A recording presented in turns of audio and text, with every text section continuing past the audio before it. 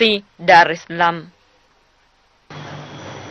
Na tujiunge sasa na mwandishi wetu Harriet Shija mwenye taarifa isemayo vifaranga 5,000 vya kuku vilivyoingizwa nchini kinyume cha sheria kutoka nchini vimekamatwa katika uwanja wa ndege wa kimataifa wa Julius Nyerere jijini Dar es Salaam.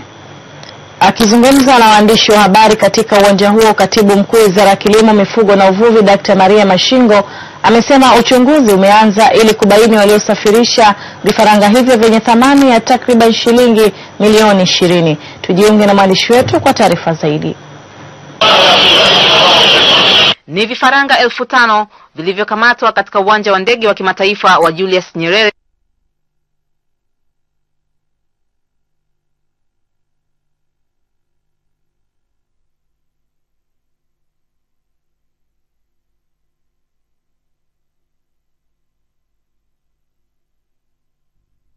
Vifaranga nchini.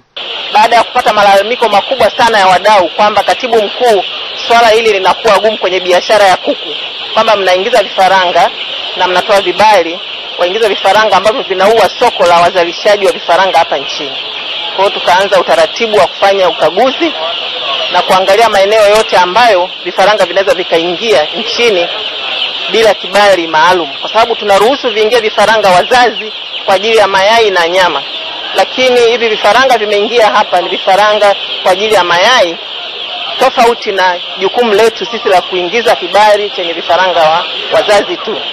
Kwa upande wake, mkurugenzi wa huduma za mifugo kutoka wizara hiyo Dr. Abdul Haigaimo amesema watuhumiwa bado hawajafahamika na wanadaiwa kugushi vibali na kuingiza vifaranga hao. Lakini lingine ni kwamba muhuri wa kwetu huko hapa chini, kuna muhuri umepigwa juu yake na huyu mtu katengeneza muhuri wake. Kwa hiyo moja kwa moja tulipopata kibali hiki kilipoletwa, kabla hata mzigo haujaja, tukawa tumejua kwamba mzigo unaokuja si halali. Tunapoingiza kuku kiholela bila kufuata taratibu, unavuruga soko la ndani. Soko la ndani linadhibitiwa. Tunajua tuna wafanyabiashara wangapi, wazalishaji wangapi na mahitaji yetu ni kiasi gani.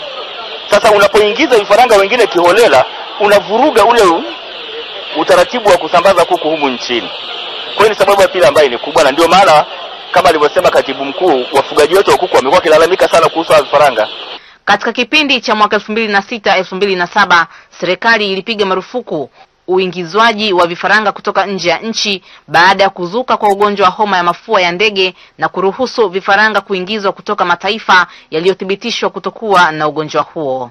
Harriet Shija, TBC, Dar es Salaam.